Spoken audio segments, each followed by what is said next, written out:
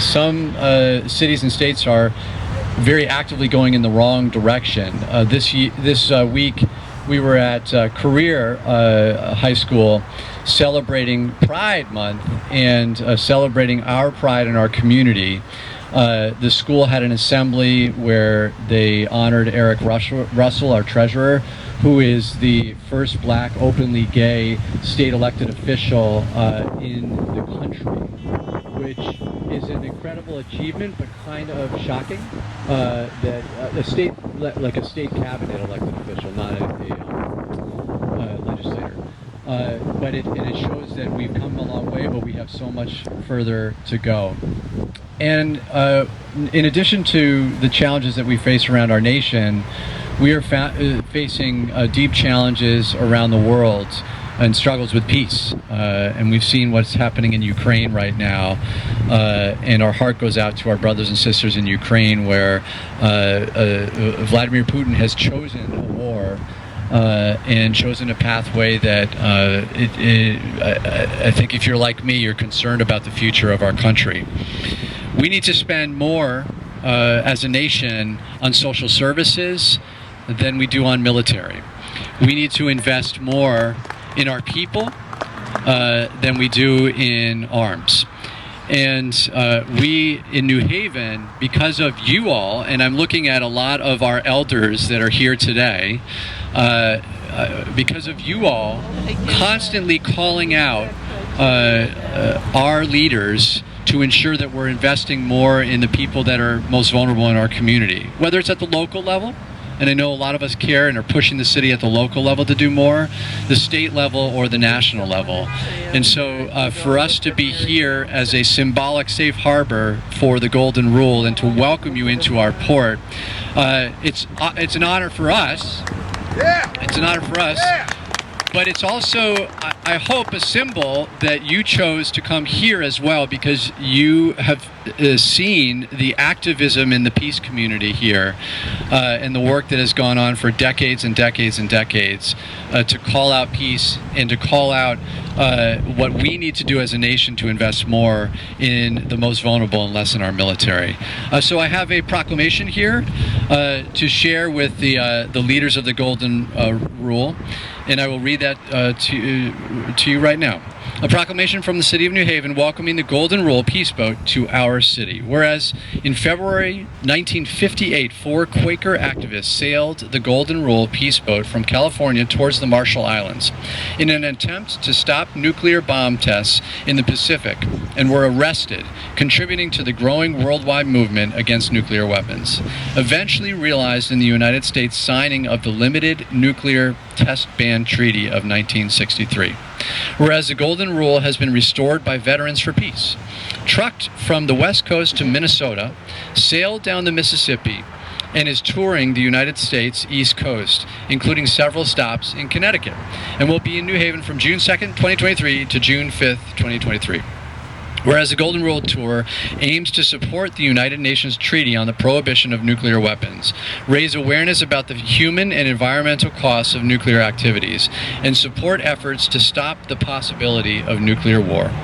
Whereas the citizens of New Haven have passed ballot referenda calling for transferring of money from weapons and wars to instead provide for human needs, support the City of New Haven Peace Commission, and the City of New Haven is a UN-designated peace messenger city with a UN-approved peace garden. Now, therefore, do I, as mayor of the City of New Haven, hereby recognize the Golden Rule. We at the City of New Haven join with members of the New Haven community in welcoming the Golden Rule Peace Boat to Long Wharf, encouraging the residents of Greater New Haven to participate in events with the Golden Rule, and extend our best wishes for a successful and safe journey. Congratulations on this proclamation, and thank you for choosing us as your safe harbor.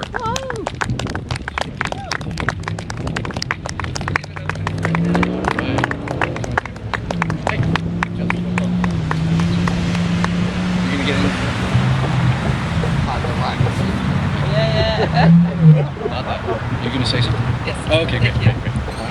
So thank you very much, Mayor Justin and the whole City of New Haven. This is a very special stop for us because of the way that the people think about peace. And as you are concerned about our country, we're also very concerned about the world right now and the possibility of nuclear war, especially with respect to what's going on in Ukraine and countries near there where there are so many nuclear weapons. Thank you. So we're very happy to receive your welcome here, and it's wonderful to see so many people here in favor of peace and working to maintain this beautiful United Nations sanctioned peace garden. Thank you very much for hosting us in your fine city. And I'd like to also introduce to you Captain Kiko Johnston Kitazawa and Bill Good, our first mate. Yay! Aloha kako. Many, many years ago, a young Hawaiian jumped onto a foreign ship named Henry Hawai'i and ended up here in New Haven. He was a convert to a new way of thinking, and so he asked your people here to please send people back to Hawaii. They were known as missionaries. So they gave us a lot of good things and some not good things. It was a mixed blessing, but the language, you know, the written form of our language. So we're kind of doing a reverse thing here. Here's a Hawaiian bringing a message to your place saying, Hawaii was a neutral country, and now it's occupied and administered by the United States and is being used as a base for projecting American power in Asia and the Pacific. And Guam, I also share ancestry from the Chamorro people of Guam.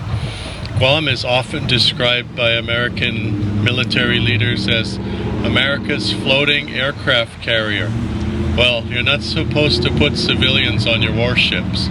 And Guam is like the last refuge, the only home of the Chamorros. So we're bringing a message that this warlike style, you know, the missionaries came to Hawaii and said, you and you and you and you stop fighting. Peace, love, you know, love your neighbor. And the Hawaiian kingdom adopted that, you know, once they got all the conquering done. But they did. They had a long period of peaceful, and it's an example to the world. So we're returning the favor, and thank you for the safe haven. Bill Good, and he has few to say, but we want him to say it anyway.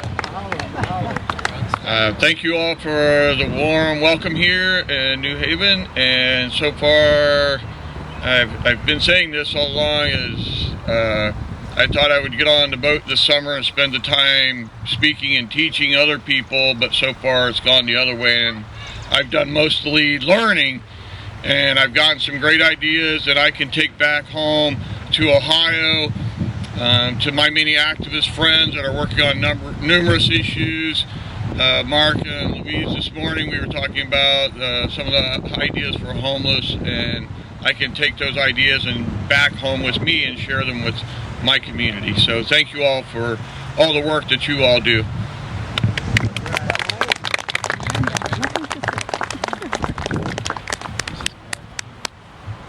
Hi everybody, I'm Aaron Good. I'm with the Friends of the West River Peace Garden. I just wanted to give a little context and history about the Peace Garden and about this ginkgo tree.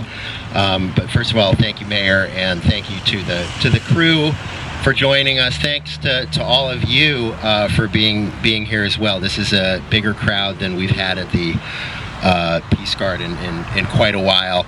It's uplifting to see people here join together in solidarity for peace.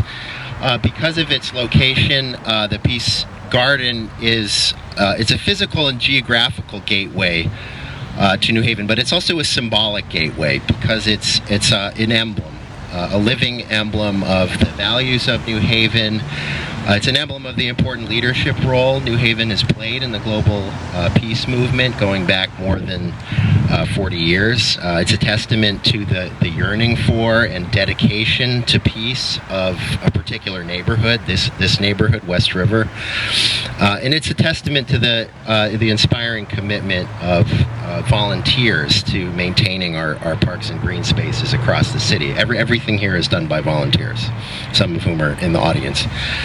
I'll tell you a little bit more about how the Peace Garden came to be, I just wanted to highlight in particular the fact that in 2016, for International Day of Peace, we planted right here a ginkgo tree that is descended from, that is the genetic offspring of a ginkgo that miraculously survived the atomic bombing in Hiroshima. Now, all of you are no doubt aware that survivors of the bombing are called hibakusha. The trees that survived the atomic bombing also have a name in Japanese. They're called hibakujumoku. So we have become stewards here in New Haven of the legacy of hibakujumoku. And this ginkgo, this garden is the clasp where New Haven and Hiroshima are linked together in the struggle for peace, in the global movement for peace. Just as the Golden Rule is linking together communities across the world in the movement for peace. So over the years, the Peace Commission has installed many different peace trees and peace monuments, symbols of peace across New Haven, but I think this one in particular has a real depth and resonance and lasting importance. And it has been unfortunately hit by Parks Department mowers several times, but it survived the atomic bomb in Hiroshima, so it can survive the New Haven Parks Department. So thinking about this tree as a symbol of peace and resilience, the many other sites and symbols we have across the city that connect the issues of street violence, gun violence in New Haven with nuclear weapons and global issues of conflict and war and injustice, it really is with great pride and gratitude that we welcome the Golden Rule to the West River Peace Garden. So thank you again for coming. And let me just give a little brief history of the Peace Garden. So the Peace Garden grew out of New Haven's leadership in the international peace movement and its association with the United Nations, as well as a unique partnership with the West River neighborhood.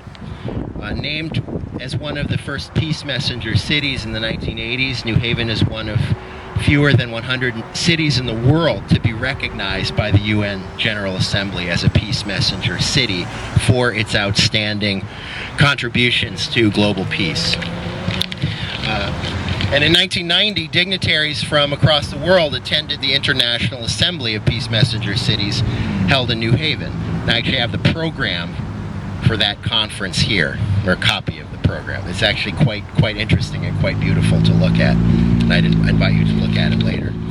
But the Peace Garden was created shortly thereafter as a welcoming gateway to visitors from around the world, and it was officially sanctioned, as you heard, by the Office of the Secretary General of the United Nations. And we have a letter from the Secretary General saying, yes, you can call this a United Nations Peace Garden and display the UN logo. So the West River Neighborhood Association, which later became the West River Neighborhood Services Corporation, and the University of New Haven also played an essential role in developing and maintaining the Peace Garden landscape since its inception. So that's the history of the Peace Garden. I think it helps to give you a little bit of context about why we think this is important and worth preserving. And for many years, there was a peace festival held here, right behind me, where it sort of looks like an atomic bomb was dropped, but there's some affordable housing that's being developed there. But there was a peace festival held there every International Day of Peace. That wasn't possible last year because of the construction, but one of our long-term goals is to have many more programs and events here at the Peace Garden that, like the one here today, that really activate the space, engage community members. So we hope this is the first of many occasions where we welcome peace delegations from all over the world and welcome other visitors from around the world. So we thank you again for coming to the garden. You are all now honorary members of Friends of the West River Peace Garden. So come back anytime, and thank you again for coming, and we hope you have a great rest of your tour. Thank you on behalf of Veterans for Peace and the Golden Rule Project, and now you are all members of the Golden Rule family.